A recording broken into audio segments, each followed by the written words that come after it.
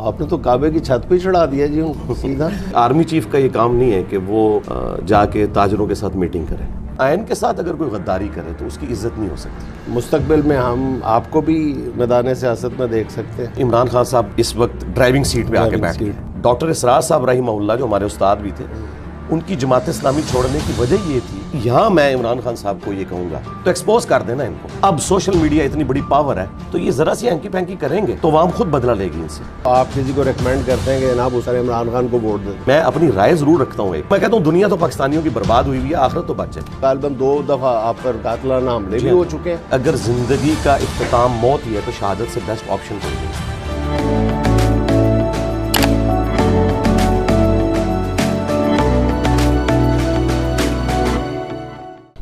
اچھا علی بھائی، یہ کب آپ کو اپنی شخصیت میں یہ تبدیلی محسوس ہوئی؟ ہمیں تو یہ 2-4 دن پہلے ہی محسوس ہوئی ہے کہ آپ ملکی معاملات پہ اور سیاسی معاملات پہ اتنی گہری نظر رکھتے ہیں، اور مسائل کا جو آپ جو جڑ تلاش کرتے ہیں وہ وہی ہے جو پاکستان کی عوام کی اکثریت جس میں تلاش کرنے لگی ہے۔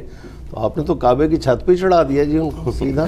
لا حول ولا قوت الا باللہ، اللہم صلی علی محمد وعلی آل محمد۔ جنید بھائی، سب سے پہلے تو آپ کا شکریہ، آپ نے موقع دیا مجھے کہ میں آپ کے پلیٹ فارم سے اپنی بات رکھ سکوں۔ دیکھیں، ہمارا دین کے بارے میں بھی یہی کانسیپٹ ہے کہ آپ نے بکش مسلمان بننا ہے، قرآن و سنت کو فالو کرنا ہے۔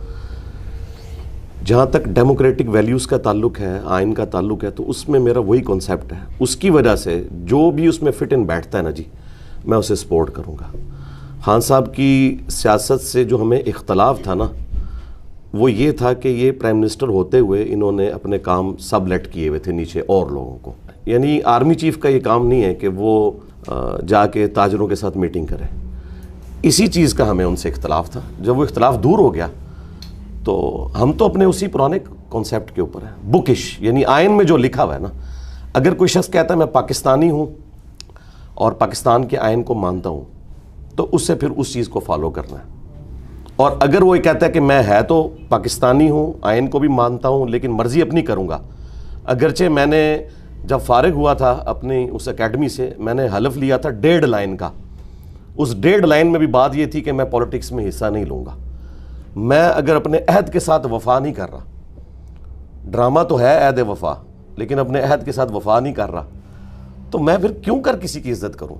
قرآن و سنت کے ساتھ جو غداری کرے اس کی کیسے عزت ہو سکتی ہے؟ اس طرح آئین کے ساتھ اگر کوئی غداری کرے تو اس کی عزت نہیں ہو سکتی۔ یہ ہمارا شروع سے موقف ہے، اور یہ وہ موقف ہے جو اب ماشاءاللہ ہماری اسٹیبلشمنٹ نے بھی اڈاپٹ کر لیا ہے، الحمدللہ۔ آپ کو یقین ہے کہ اڈاپٹ کر لیا؟ جی مجھے یقین ہے، ایٹ لیسٹ اس وقت جو آرمی چیف ہے نا، ان کے پاس کوئی چارہ نہیں ہے، اور کوئی چارہ نہیں ہے۔ بائی چانس ایسے ہیں، بادل نخواستہ قبول کر لی ہے یہ حقیقت۔ ہاں جی، حالات و واقعات ہی ایسے ہوتے ہیں نا، یہ اللہ تعالیٰ کی سنت ہے جی، اللہ تعالیٰ حالات ایسے پیدا کر دیتا ہے۔ اچھا علی بھائی، یہ فرمائیں کہ ایک عالم دین کے منہ سے ایسی باتیں سننا، آئین، دستور، جمہوریت اور بکش بھی ہونا، تو یہ کچھ عجیب سا نہیں لگتا کہ آج کی جمہوریت، آج کا آئین، آج کا دستور، آرمی چیف، تو اس وقت تو جو ہم علماء کرام سے سنتے رہے وہ تو سپہ سالار بھی جو ہوتا تھا وہی حکمران ہوتے تھے، حکمران جو ہوتے تھے وہ سپہ سالار بھی ہوتے تھے، اور سارا کچھ رلیا ملیا۔ علماء جو ہے نا جی، اس وقت علماء کی اکثریت کی دنیاوی تعلیم تو بالکل کوئی نہیں ہے، یونیورسٹیز کا انہوں نے منہ نہیں دیکھا ہوا۔ اگرچہ ہمارے پاس جو اس وقت بڑی تنظیمیں ہیں نا اسلام کی، انہوں نے یہ اپنا کنسیپٹ جو جماعت بنانے کا نا، یہ ڈرائیو کیا ہوا ہے غیر مسلموں سے۔ یعنی باقاعدہ طور پہ جو پہلی جماعت بنی ہے نا اسلام کی ہسٹری میں، وہ تبلیغی جماعت ہے۔ اس سے پہلے کبھی جماعتیں اس طرح نہیں بنائی جاتی تھیں، خانقاہیں ہوتی تھیں، انڈیویجول لیول کے اوپر سسٹم ہوتا تھا، لیکن اتنی آرگنائز جماعت کے پھر 170 ملکوں میں اس کا کام پھیل جانا، تو یہ کنسیپٹ کسی عالم دین نے نہیں دیا، بلکہ اس وقت چونکہ ایک پوری دنیا میں غوغا تھا کمیونزم کا، اور ان کے بھی باقاعدہ سرکلز ہوتے تھے، انہوں نے اپنے گشت شروع کر دیے بدھ والے، سب کچھ وہیں سے کاپی کیا ہے۔ پھر اس کو 4 چاند لگائے ہیں مولانا مودودی نے جماعت اسلامی بنا کے، اسے مزید آرگنائز کیا، تو لوگوں نے لرن کیا ہے۔ جو ٹرو ڈیموکریٹک ویلیوز ہیں، یہ خلافت راشدہ کی ماڈرن فارم ہے۔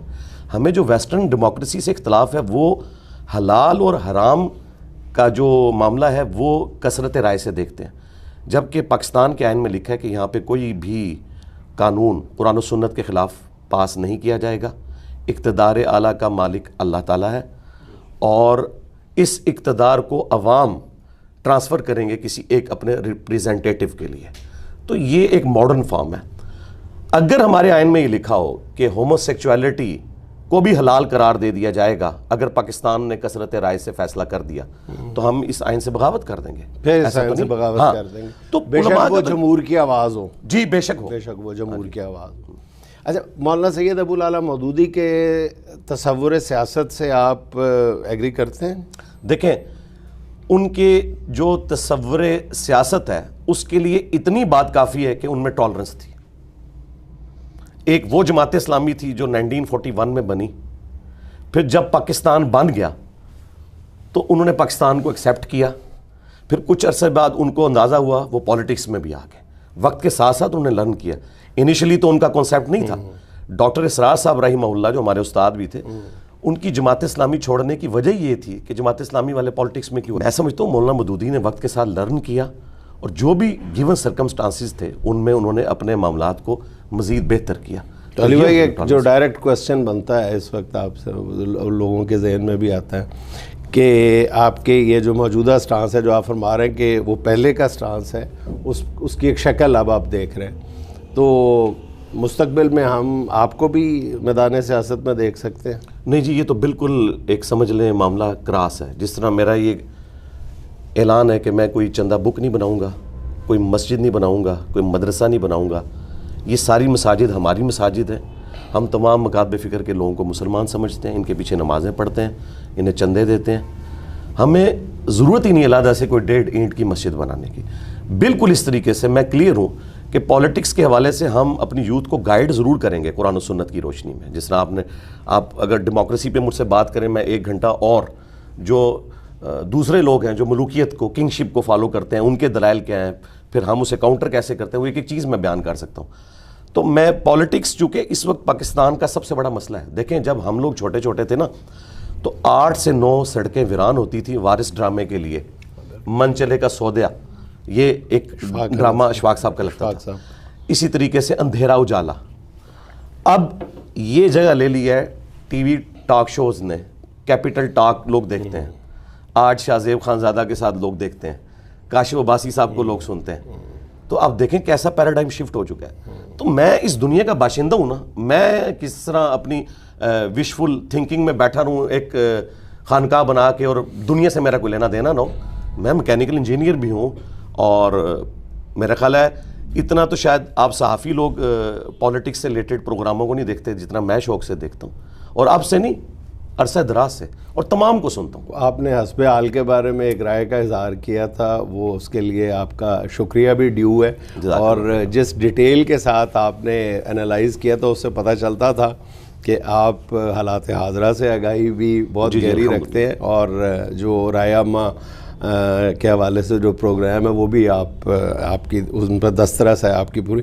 اچھا علی بھائی یہ فرمائیے گا کہ موجودہ سیاسی حالات میں ایک عام آدمی کے پاس آپشنز کیا ہیں؟ جو ایک بات آپ نے بنیادی طور پر فرمائی ہے وہ ہے اسٹیبلشمنٹ کے حوالے سے.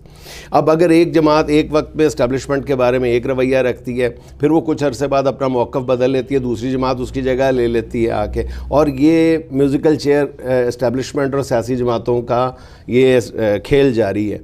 اس سے ہٹ کے آپ کیا دیکھتے ہیں کہ آخر کب تک پھر یہ کھیل رہے گا؟ یہ کیا پھر ایک عام آدمی کیسے جج کرے گا کہ حق پہ کون ہے، اور پاکستانی مسائل، پاکستانی عوام یہ غربت کی چکی میں پسے ہوئے، اس کا حل کس کے پاس ہے اس سے نکلنے کا، اس چکی سے نکلنے کا؟ میرا خیال ہے اب انڈکلیئرڈ تو ساری سیاسی جماعتیں اس پیج کے اوپر تو آ چکی ہیں کہ اسٹیبلشمنٹ کا کوئی رول ہونا نہیں چاہیے.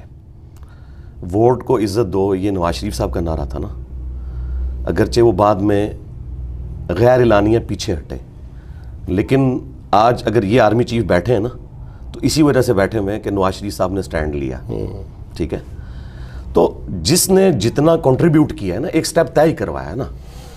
ذوالفقار علی بھٹو نے بھی ایک سٹیپ طے کروایا، بے نظیر نے بھی ایک سٹیپ طے کروایا، نواز شریف صاحب نے بھی ایک سٹیپ طے کروایا. اب پریکٹیکلی اس وقت تو عمران خان صاحب اس وقت ڈرائیونگ سیٹ پہ آ کے بیٹھ گئے ہیں، اور وہ ایسی سیٹ پہ آ کے بیٹھ گئے ہیں کہ باقی سیاسی جماعتوں کے لوگ بھی وہ کہتے ہیں کہ جی یہ تو ہمارا بیانیہ تھا جو خان صاحب لے کے چل رہے ہیں, تو ہمارے لوگوں کو کیا میسو سپورٹ آج تک شاید کسی کے پاس ہاں جی کسی کو نہیں ملی. بھٹو صاحب کے پاس دوسرے نمبر پہ تھی, اتنی زیادہ نہیں تھی, وہ بھی تھی ساری جذباتی تھی. یہاں پہ بات یہ کہ صرف جذبات نہیں ہے, لوگ پریکٹیکلی سمجھدار بھی ہو چکے ہیں, لرن بھی کر چکے ہیں. تو خان صاحب سامنے آئیں, اگر وہ یہ سمجھتے ہیں نا کہ یہ لوگ اعلی کار ہیں, مستقبل میں بھی بنیں گے یا آپ بنے ہوئے ہیں اسٹیبلشمنٹ کے, تو ایکسپوز کر دینا ان کو. چارٹر آف ڈیموکریسی لکھیں اور کہیں کہ شہباز شریف صاحب آؤ سائن کرو اس کے اوپر, پھر عوام ان سے پوچھے گی اگر انہوں نے سائن کیا. چارٹر آف ڈیموکریسی پہلے بھی تو بنے نا. اصل بات تو جو مسئلہ نظر آتا ہے کہ اس پہ عمل درآمد کس نے کروانا ہے جب کوئی گارنٹر ہی نہیں ہوتا. اب چارٹر آف ڈیموکریسی میں پہلے ان دو جماعتوں نے طے کیا تھا کہ اس کی طرف نہیں جانا, اسٹیبلشمنٹ کی طرف نہیں دیکھنا, تو دونوں جماعتیں آج اسٹیبلشمنٹ کے پیروں میں بیٹھی ہوئی ہیں, بلکہ مقابلہ ہے کہ کون سی زیادہ ہے. تو پھر چارٹر آف ڈیموکریسی ایک اور ہو جائے گا تو نمبر آف جو چارٹرز ہیں انہی میں اضافہ ہوگا نا. یہ تو کوئی جب تک آپ جیسے لوگ جو ہیں وہ پبلک کو بتاتے نہیں ہیں, عوام کو بتاتے نہیں ہیں کہ حقیقی جمہوریت ہے کیا اور اسٹیبلشمنٹ کا کوئی رول نہیں بنتا, اور جو پبلک نے عوام اس جمہوریت کے ذریعے جس پہ آپ جیسے ماشاءاللہ جو علماء کرام ان کا بھی اتنا فرم بلیف ہے کہ الٹیمیٹلی یہ جمہوریت ہی ہے جس میں آگے بڑھنا ہے اور پنپنا ہے, تو پھر مطلب مسئلے کا حل کیسے نکلے گا؟ ایک اور چارٹر آف ڈیموکریسی ہو جائے گا, اس پہ بھی عمل نہیں ہوگا. دیکھیں ٹرو سینس میں بے شک عمل نہیں ہو سکا, لیکن تھوڑا سا خیر اس میں سے نکلا نا. اگر وہ چارٹر آف ڈیموکریسی نہ ہوتا تو نواز شریف صاحب جب کالا کوٹ پہن کے چلے گئے تھے حقانی صاحب والے کیس میں, بالکل, تو گورنمنٹ تو الٹ جاتی نا. تو اس وقت انہوں نے طے کیا کہ نہیں یار 5 سال پورے. یہ تو ایک خیر نکلا ہے نا اس میں سے کہ اسمبلیاں اپنا ٹائم پورا کر رہی ہیں. تھوڑا سا اسٹیپ طے ہوا ہے لیکن ہوا تو ہے نا, تھوڑی بہت شرم حیا تو ہے نا. لیکن اب سوشل میڈیا اتنی بڑی پاور ہے کہ کوئی بندہ ذرا سی بھی ہینکی پھینکی کرے گا نا جی, میرا یہ بلیو ہے کہ کوئی کسی کو آپ ڈسیو کر نہیں سکتا. ان زمانوں میں تو صرف پی ٹی وی تھا, اور اس کے بعد جب پرائیویٹ چینلز بھی تھے ان کے اوپر تو ان کی آ کے بندوق آ جاتی تھی نا. سوشل میڈیا پہ کون کر سکتا ہے؟ تو یہ ذرا سی ہینکی پھینکی کریں گے اگر پولیٹیکل لیڈرز, تو عوام خود بدلہ لے گی ان سے. اب میرے خیال ہے حالات ایسے سازگار ہیں. سوشل میڈیا وہ ایک ایسٹ ہے کہ جس کی بنیاد پہ میں کہہ سکتا ہوں کہ اب جو بھی ہینکی پھینکی کرے گا نا چارٹر آف ڈیموکریسی سے یا اکانومی سے, عوام خود بدلہ لے گی اس سے, اور وہ یہ لے گی کہ ووٹ کے ذریعے فیصلہ کر دے گی. اچھا علی بھائی, آپ نے فرمایا کہ جی سیاست میں آنے پہ تو کاٹا ہے, بالکل آپ نے, اس کی جسٹیفیکیشن کیا ہے؟ جسٹیفیکیشن یہ ہے کہ میرا موقف یہ ہے کہ جو کوئی بھی اچھا کام کر رہا ہے نا, ہم بجائے الگ سے ایک پلیٹ فارم بنانے کے نا, جو آلریڈی وہ کام کر رہے ہیں میں ان کو سپورٹ کرتا ہوں. مثلا میں نے جب مجھے کہا گیا کہ آپ چیریٹی کے لیے کام کریں, میں نے کہا عیدی ویلفیئر کے ہوتے ہوئے, شوکت خانم کے ہوتے ہوئے, الخدمت فاؤنڈیشن کے ہوتے ہوئے میں ایک کیوں علیحدہ سے پلیٹ فارم بناؤں؟ ہمارے پاس جب لوگ آتے ہیں جی یہ جی پیسے, ہم کہتے ہیں ادھر جا کے دیں, ہم ان کے ہاتھ مضبوط کرتے ہیں. یہ میرا رول صرف پالیٹکس کے لیے نہیں ہے, باقی معاملات کے لیے بھی ہے کہ جو آلریڈی کام کر رہے ہیں نا ان کے ہاتھ مضبوط کیے جائیں. نہیں لیکن یہ بھی تو ہے نا کہ آپ جو کام جس پوزیشن میں کر رہے ہیں یہ چیریٹی نہیں ہے, مطلب حکومت چلانا ہے. تو کل کو آپ کسی کو ریکمینڈ کرتے ہیں کہ جناب اس کو ووٹ دے دو, میری رائے میں وہ سیاسی جماعت بہتر ہے, عمران خان کو ووٹ دے دو, اور کل کلاں پھر آپ دیکھتے ہیں کہ یار جیسے میں نے عمران خان کو کنسیو کیا تھا, سوچا تھا, ویسا نہیں ہے عمران خان, تو پھر آپ ذمہ دار نہیں ہیں اس کے کہ آپ خود کیوں نہیں پھر آ رہے ہیں اس میدان سے؟ دیکھیں جی مجھے تو حالات و واقعات ایسے فیوریبل نہیں لگتے کہ میں اس سے بڑے لیول کی جو امت لیول کی خدمت ہے اسے چھوڑ کے اس طرح کے معاملات کے اندر پڑ جاؤں, کیونکہ وہی بات ہے کہ اس کے ساتھ پھر کئی ایک ایسی چیزیں جڑی ہوئی ہیں. پھر چونکہ ہمارا ایک ریلیجس پلیٹ فارم ہے, اس میں تمام مکاتب فکر کے لوگ, تمام اسکول آف تھاٹ کے لوگ, تمام سیاسی جماعتوں کے لوگ. دیکھیں ریلیجن تو بنیادی ضرورت ہے نا, میں نہیں چاہتا کہ کسی کی آخرت کمپرومائز ہو جائے اس وجہ سے. اور پالیٹکس کے پوائنٹ آف ویو سے بھی کبھی میں نے کلیئر کٹ کسی کو نہیں کہا کہ آپ فلاں کو ووٹ دیں, میں نے کبھی بھی ایسی بات نہیں کی ہے. البتہ میں اپنی رائے ضرور رکھتا ہوں ایک کہ جی میری یہ رائے ہے اس معاملے میں, میں جماعت اسلامی کو ایک ٹرو ڈیموکریٹک جماعت سمجھتا ہوں کہ اس میں مودودی صاحب کی اولاد میں سے کوئی بندہ کبھی اوپر نہیں آیا ہمیشہ, یعنی ایک ایم کیو ایم اس کے ساتھ اور کمزوریاں لگی ہوئی ہیں, اور ایک جماعت اسلامی, یہ دو جماعتوں میں یہ ایک بڑی خوبی ہے. ٹھیک ہے, تو اس کا یہ مطلب نہیں ہے کہ میں ان کی ہر بات سے ایگری کرتا ہوں. میں نہ جانے کا فیصلہ ہے یا اتنا محتاط رویہ ہے, اس کی وجہ یہ نہیں ہے کہ کہیں میری کمائی ہوئی عزت نہ چلی جائے؟